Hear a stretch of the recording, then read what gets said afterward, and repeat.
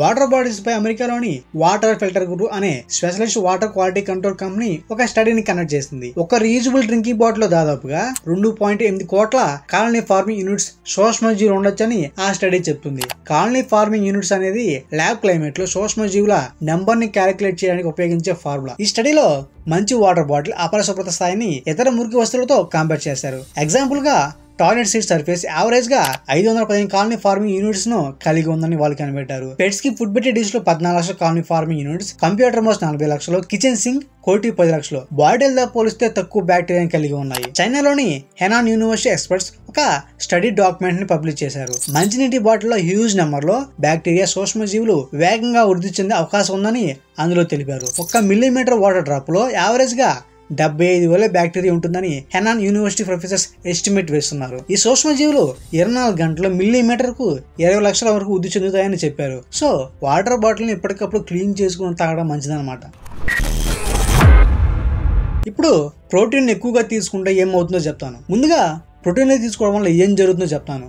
Protein అనేది ఒక nutrition material. Amino acids తో ఇది తయారవుతుంది. మన కణజాలంలో ఒక భాగంగా మారుతుంది. శరీర పెరుగుదల, దాన్ని రిపేర్స్ విషయంలో ప్రోటీన్ చాలా అవసరం. మన బాడీలో అవయవాల ఎదుగుదలలో ప్రోటీన్ మెయిన్ క్యారెక్టర్ ప్లే చేస్తుంది. దెబ్బతిన్న టిష్యూని నార్మల్ స్టేట్ కి తీసుకురావడంలో ప్రోటీన్ చాలా కీలకంగా వ్యవహరిస్తుంది. కండరాల నిర్మాణంలో, ఎముకల దృఢత్వాన్ని పెంచడంలో, ఇమ్యూనిటీని బలోపేతం చేయడానికి ప్రోటీన్లు చాలా సహాయపడతాయి. ఎముకలు, జుట్టు, గోడతో పాటు శరీర వృద్ధికి ప్రోటీన్లు కోఆపరేట్ చేస్తాయి. ఒకవేళ అవి దెబ్బతింటే వాటిని ప్రొటెక్ట్ చేసి తిరిగి వృద్ధి చెందే హెల్ప్ చేస్తాయి. అలాగే జీర్ణక్రియ, రక్తం గడ్డకట్టడం, కండరాల కదలిక వంటి అనేక బయోకెమికల్ యాక్టివిటీస్ లో సహాయపడే కెమికల్స్ తయారు చేయడంలో ప్రోటీన్లు కీలకంగా వ్యవహరిస్తాయి. కొన్ని హార్మోన్లను ప్రోటీన్ ఉత్పత్తి చేస్తాయి. ఎగ్జాంపుల్ కి peptide, insulin, adrenaline, thyroxine, growth hormone లాంటివి. ఈ హార్మోన్లు physical growth, metabolism, mood control లో ఎంతో ముఖ్యమైనవి. ఇప్పుడు ప్రోటీన్ ఎక్కువగా తీసుకుంటే ఏమవుతుందో చెప్తాను. హై ప్రోటీన్ బరువు పెరగడానికి ఒక మెయిన్ రీజన్ గా మారుతుంది. ప్రోటీన్లు ఎక్కువగా తీసుకోవడం వల్ల బాడీలో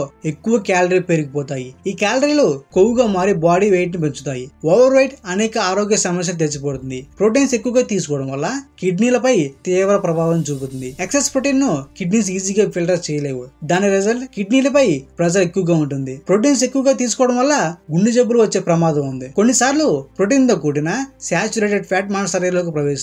ఈ ఫ్యాట్స్ గుండె జబ్బుల ప్రమాదాన్ని పెంచుతాయి. హై ప్రోటీన్ తీసుకోవడం వల్ల కాల్షియం పై కూడా ప్రతికూల ప్రభావం ఉంటుంది. హై ప్రోటీన్ బాడీలోని కాల్షియం తగ్గిస్తుంది. ఫలితంగా ఎముక బలహీనంగా మారుతాయి. ప్రోటీన్ ఆర్గానిక్ మెటీరియల్ నోటిలో పెరిగిపోతుంది. దీంతో నోరు దుర్వాసన వస్తుంది.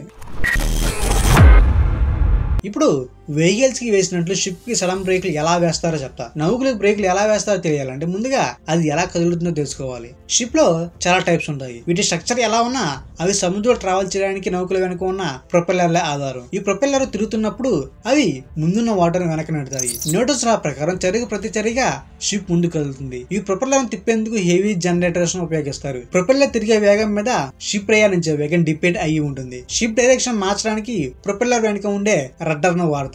ఈ రడ్డర్ ని వాటర్ లో కుడివైపు తిప్పితే ఓడ ఎడంవైపు తిప్పితే కుడివైపు తిరుగుతుంది. భూమి మీద వాహనాలు గంటకు 100 కిలోమీటర్ల వేగంతో ప్రయాణించవచ్చు. కానీ సముద్ర జలాల్లో షిప్స్ ఇంత ఫాస్ట్ గా ట్రావెల్ చేయడం కుదిరే పని కాదు. సముద్రంలో క్రూయిజ్ షిప్లు గంటకు 30 knots వేగంతో ప్రయాణించగలవు. ఇది భూమి మీద దాదాపుగా గంటకు 56 కిలోమీటర్ల వేగంతో సమానం. మామూలుగా మనం ఏదైనా వెహికల్ ఆపాలంటే బ్రేక్లు వేస్తాం కదా, అలా బ్రేక్ వేయగానే టైర్లకు రోడ్డుకి మధ్య ఉన్న ఫ్రిక్షన్ వల్ల కొంత దూరంలో ఆ వెహికల్ అనేది ఆగిపోతుంది. కానీ సముద్రపు నీటిలో ఈ ఫ్రిక్షన్ చాలా తక్కువగా ఉంటుంది. దీనివల్ల షిప్ తక్కువ వేగంగా ప్రయాణిస్తున్నా అవి కంప్లీట్ గా ఆగాలంటే చాలా దూరం ముందుకు వెళ్ళాకే అది పాసిబుల్ అవుతుంది. ఎన్ని రకాలుగా నౌకని ఆపొచ్చు. షిప్ ని కదలని స్థితికి తీసుకురావాలంటే ముందు ప్రొపెల్లర్ వేగాన్ని తగ్గిస్తారు. తర్వాత రడ్డర్లను ఒకవైపు దాదాపుగా 30 డిగ్రీల వరకు తిప్పుతారు. దీంతో నౌక 30 డిగ్రీల కోణంలో తిరిగి ముందుకు వెళ్తుంది. ఆ తర్వాత రడ్డర్ ను దానికి ఆపోజిట్ డైరెక్షన్ లో తిప్పుతారు. ఇలా అటు ఇటు తిరుగుతూ షిప్ కొంత దూరంలో ఆగుతుంది. ఈ ప్రాసెస్ చాలా స్లోగా జరుగుతుంది. ఒక షిప్ లెంత్ వచ్చేసి 300 మీటర్లు ఉంటుందని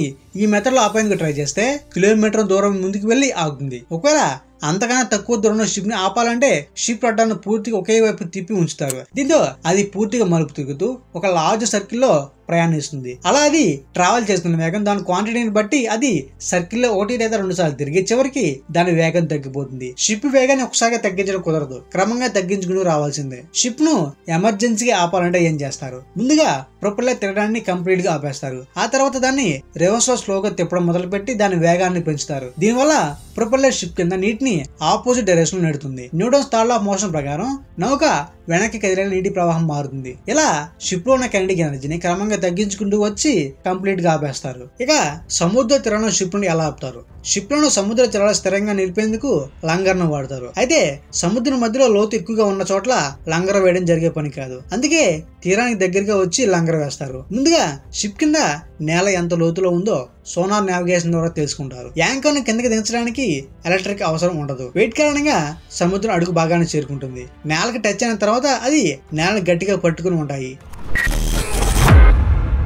దేవాలయాల మీద వివిధ భంగిమల్లో శృంగార శిల్పాలు ఎందుకు ఉంటాయి? మన పూర్వీకుల లైఫ్ స్టైల్ మన లైఫ్ స్టైల్ ఫాస్ట్ గా ఉండేది కాదు, క్వైట్ గా సైలెంట్ గా ఉండేవారు. చాలా మంది ప్రతిరోజు టెంపుల్ కి వెళ్లి వస్తూ ఉండేవారు. పెద్దవాళ్ళతో పాటుగా అడల్ట్స్ కూడా టెంపుల్ కి డైలీ వెళ్లి రావడం రెగ్యులర్ గా జరిగేది. మగవాడు అయిన ప్రతి ఒక్కడు ధర్మ, అర్థ, కామ, మోక్ష అనే ఈ 4ంటిని ఫాలో అవ్వాలనే రూల్ ఉండేది. మొదటిదిగా ధర్మ సాధన చేయాలి, అంటే చదువుకోవడం గానీ వొకేషనల్ ఎడ్యుకేషన్ నేర్చుకోవడం గానీ చేయాలి. రెండవది మనీ సంపాదించాలి. మనీ అంటే ప్రజెంట్ ఉన్న కరెన్సీ నోట్లు కాదు. అప్పటి కాలంలో ఎవరికి ఎన్ని ఎక్కువ పైసలు ఉంటే వాళ్ళే డబ్బున్నోళ్ళని.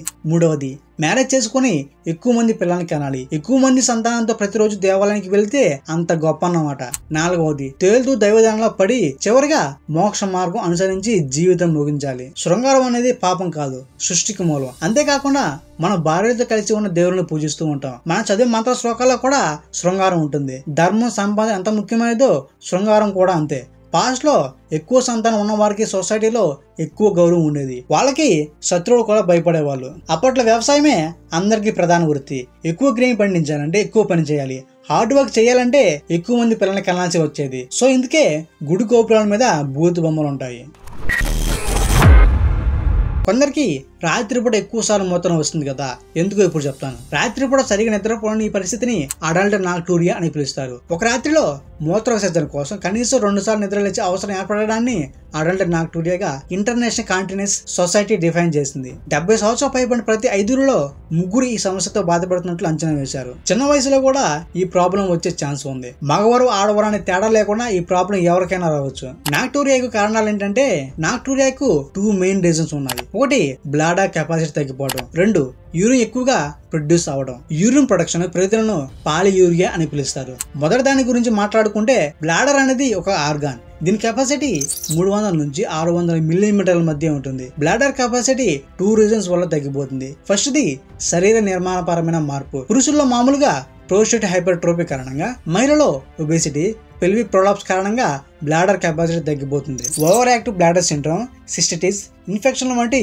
ఫంక్షనల్ ప్రాబ్లమ్స్ వల్ల కూడా ఇది జరుగుతుంది. ఇక పాలియూరియా విషయానికి వస్తే యాంటీ డైరెటిక్ హార్మోన్ కారణంగా సాధారణంగా యూరిన్ ప్రొడక్షన్ తక్కువగా జరుగుతుంది. కానీ మన వయసు పెరిగే కొద్ది రాత్రిపూట ఈ హార్మోన్ విడుదల తగ్గిపోతుంది. యూరిన్ ప్రొడక్షన్ పెరగడానికి ఇది మెయిన్ రీజన్. దీనితో పాటు డయాబెటీస్, శరీర పనితీరు క్షీణించడం, హార్ట్ ఫెయిలియర్, ఈవినింగ్ టైంలో ఫ్లూయిడ్స్ ఎక్కువగా తీసుకోవడం, ఆల్కహాల్, పొగాకు తీసుకోవడం వల్ల కూడా యూరిన్ ఎక్కువగా వస్తుంది. మెడిసిన్స్ వల్ల కూడా ఇలా జరుగుతుంది. అంటే ఆ మెడిసిన్స్ యొక్క సైడ్ ఎఫెక్ట్స్ అన్నమాట.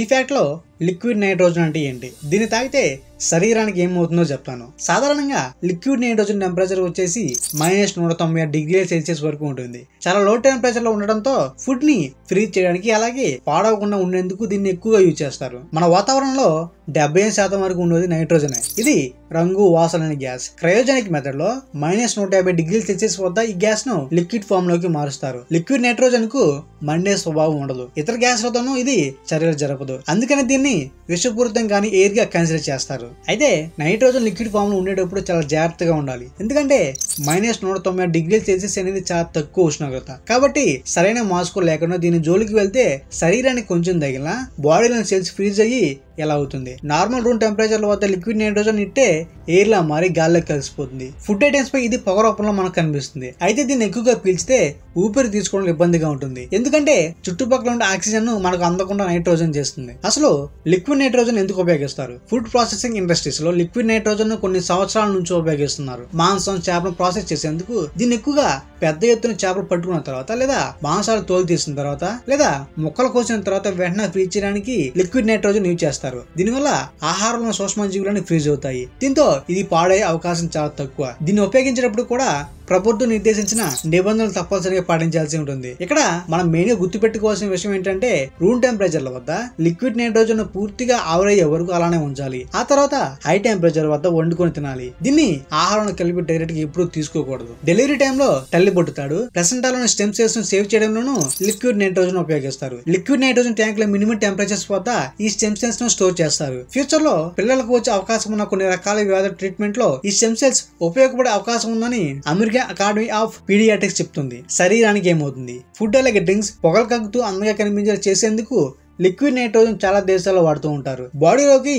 ఒకేసారి ఎక్కువ లిక్విడ్ నైట్రోజన్ వెళ్తే బాడీలో సెల్స్ ను ఇది ఫ్రీజ్ చేస్తుంది. సాధారణంగా లిక్విడ్ నైట్రోజన్ తో కడుపుకు సంబంధించిన సమస్య తగ్గుతాయి. కొన్నిసార్లు దీనివల్ల కడుపులో పుండ్లు లేదా పేగులు దెబ్బతినొచ్చు. కొన్ని తీవ్రమైన కేసెస్ లో ప్రాణాలు కూడా పోవచ్చు. బాడీలో సెల్స్ ఫ్రీజ్ అయినప్పుడు బాడీలో అదర్ ఫంక్షన్స్ ఎఫెక్ట్ అవుతాయి. లిక్విడ్ ఫామ్ లోనే కాదు, దీన్ని పొగ పీల్చడం కూడా ప్రమాదకరం. లిక్విడ్ నైట్రోజన్ మొత్తం ఆవిరైన తర్వాత ఆ ఆహారాన్ని తీసుకోవాలి. కానీ కొంతమంది అందంగా కనిపిస్తుందని అలాగే తినేందుకు ప్రయత్నిస్తుంటారు. లిక్విడ్ నైట్రోజన్ అనేది తాగే పానీయం లేదా తినే ఆహారం కాదు, ఇదొక రసాయనం.